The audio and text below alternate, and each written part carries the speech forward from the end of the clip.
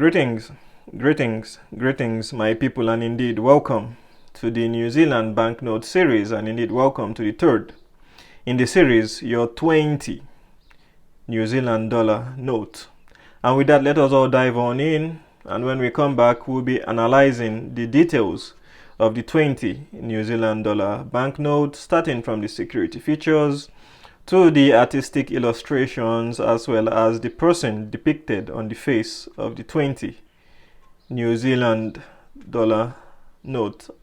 And with that, let us all dive on in.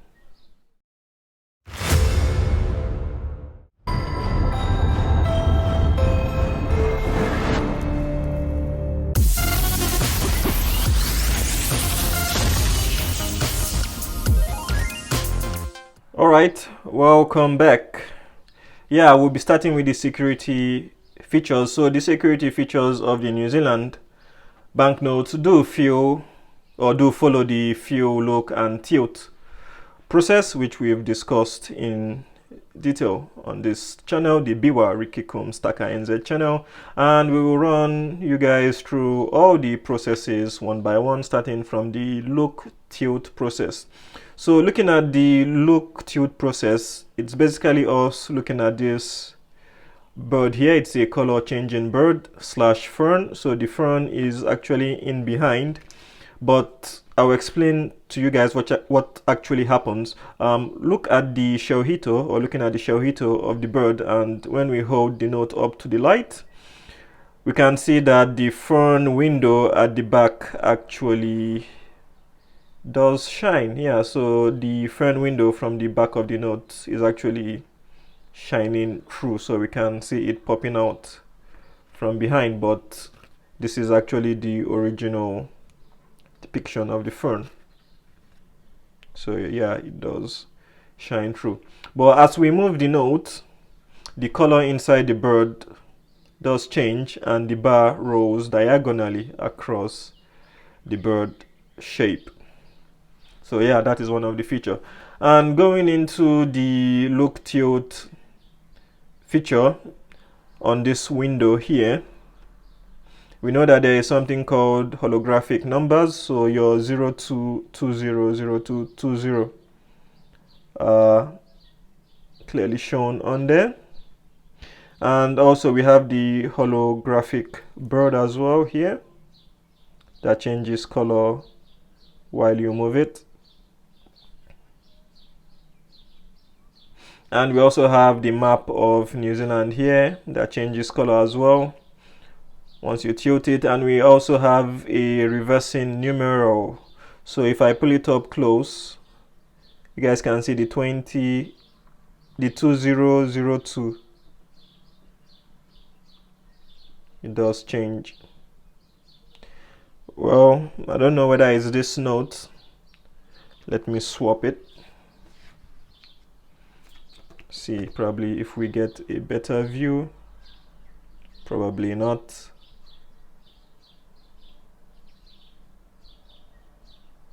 Yeah, so this actually changes from 20202, as you've seen in the 50 and 100 New Zealand dollar notes. Anyways, I'll still retain this particular one, so it's all good.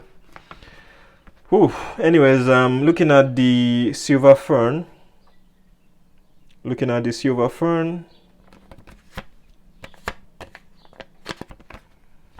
Sorry about that. Looking at the silver fern in the background, just behind the map of New Zealand, it does change color as well when we tilt it. And we have our 3D number here, your 20 New Zealand dollar.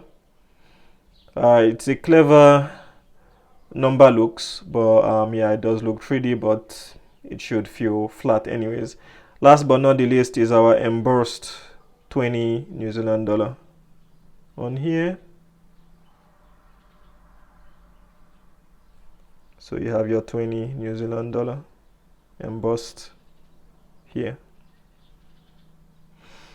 Alright, yeah, that is it. Sorry about that. That was quite a difficult one. But anyways, moving on to the feel look process. Yeah, we are always advised to few look and tilt the banknote to check the genuinity of the notes. And also this banknote is actually made of distinct polymer, so it's made up of plastic, so they shouldn't tear easily, and it should be made up of just one sheet of plastic. So yeah, you have to be a bit careful. So the fuel look is actually a raised ink kind of security feature. So what happens is that in front of the large number, if you touch it, it feels a bit abrasive. And also the face or the portrait of Her late Majesty Queen Elizabeth, it feels quite different. It feels a bit abrasive, different from the rest of them.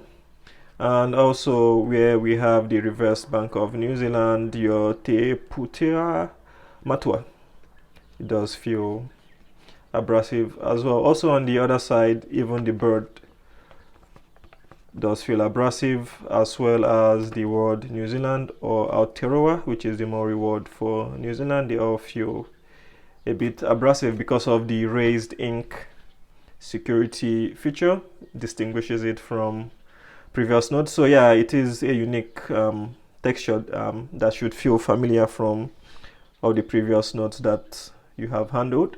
But anyways, looking at the most important feature of this particular note is your UV light technology, or your UV light feature. So I have my UV touch light here. I get it on, and I should expect the security feature to appear just on the top of the beehive, which is our parliamentary house. But anyways, if I flash light on it, you can see, voila, the security feature does show.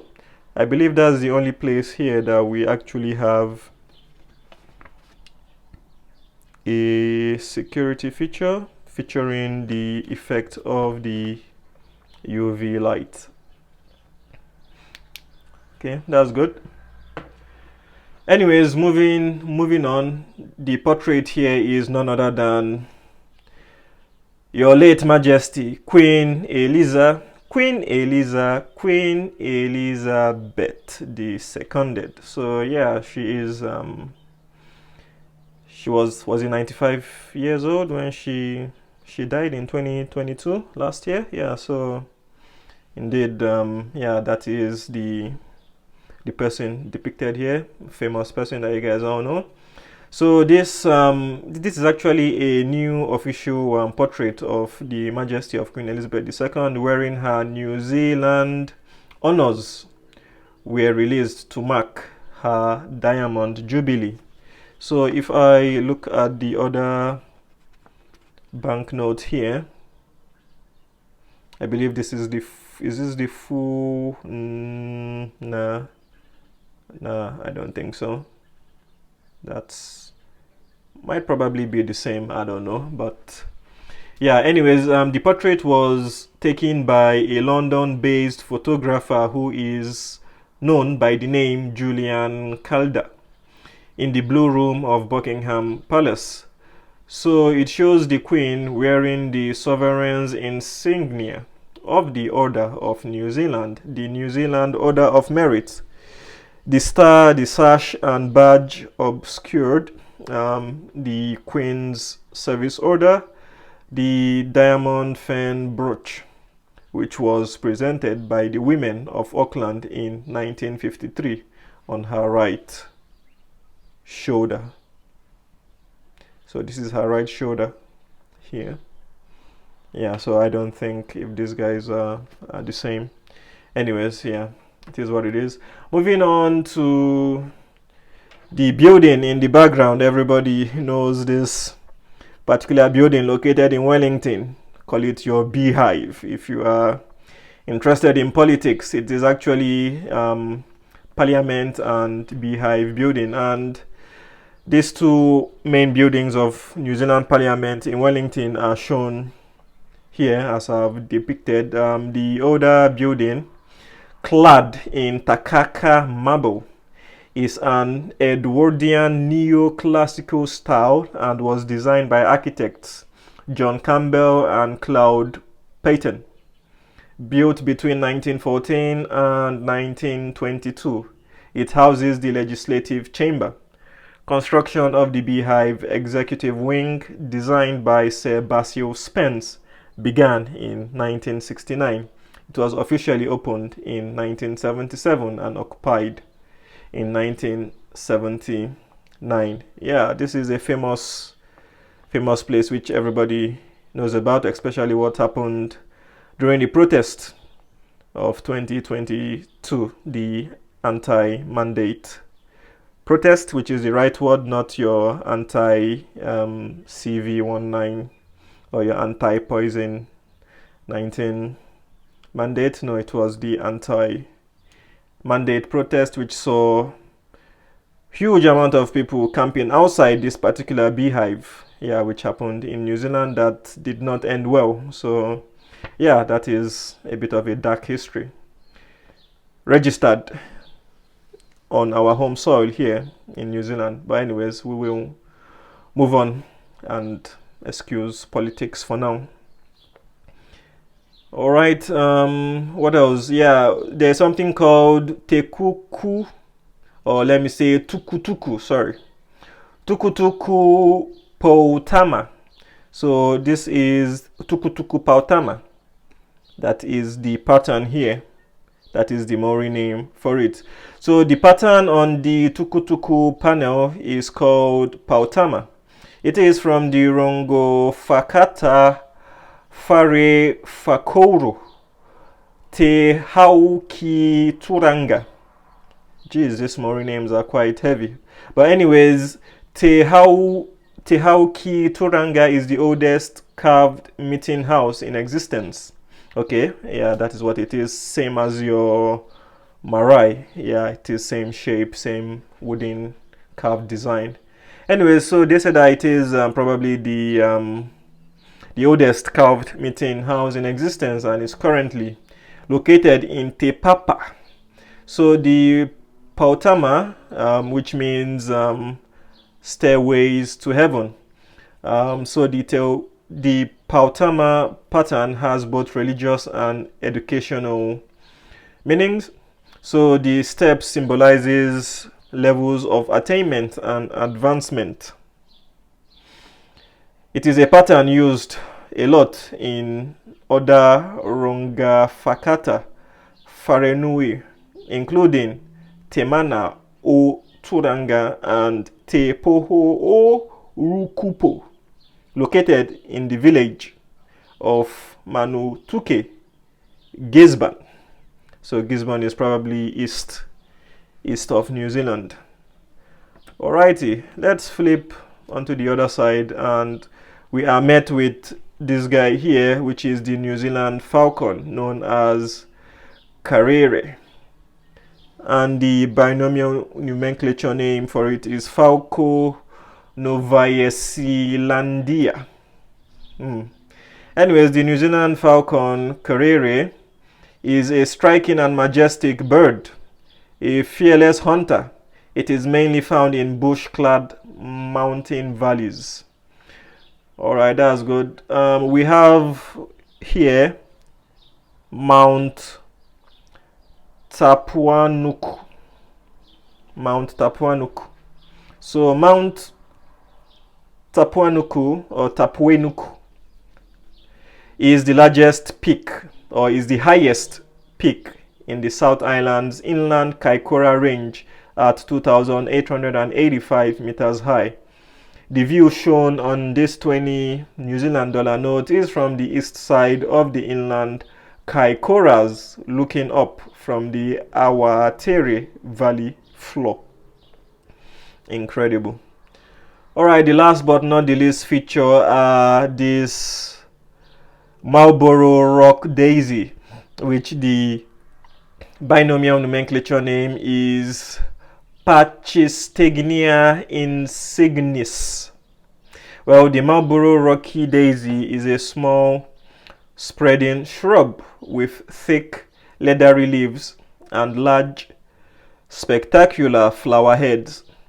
It grows in inaccessible places and can flourish in areas from sea levels to 1,200 meters in height.